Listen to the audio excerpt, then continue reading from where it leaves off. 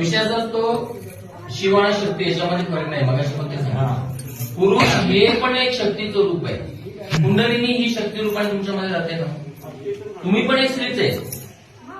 तुम्ही पण एक स्त्रीच आहे हे आपण स्वतःला विसरतो. तर ती ज्या वेळेस कुंडलिनी जर तुमच्या शरीरामध्ये नसेल किंवा ती शक्ती रूपाने ते रक्तवाहिन्या म्हणतो आपण, जे नाड्या म्हणतो, या तुमच्या शरीरामध्ये नसतील तर तुम्ही राहू शकत नाही. म्हणजे शिव आणि शक्ती याच्यामध्ये भेद, हरामध्ये भेद नाहीये. तो भेद आपण तयार केला. तुका विष्णू नाही तुझ्या मागच्या पण याच्यामध्ये मी सांगितलं की ते त्याच्यामध्ये भेदच नाहीये. तुम्ही पण देवाचीच रूप आहेत. आपण सगळे देवाचे रूप आहेत. फक्त काय झालेलं आहे, प्रत्येकाला काय वाटतंय, हाच तर महत्वाचा विषय की आपण देव शोधण्यामध्ये वेळ घालतो. देवाने असं सांगितलंय की तुम्ही मला शोधायची गरजच नाही. विठ्ठल वेळेस कधी बोलला, म्हणजे प्रत्येक ठिकाणी देव आहे आणि जो माझ्यामध्ये भेद करत त्याला महापापाचं पातक लागतं.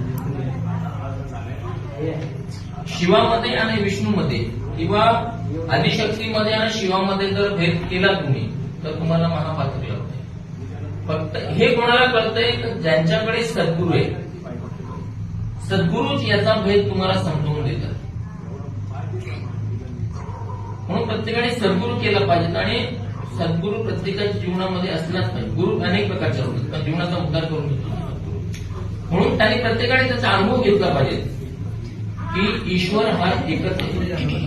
तो आत्मा स्वरूपाने तुमच्यामध्ये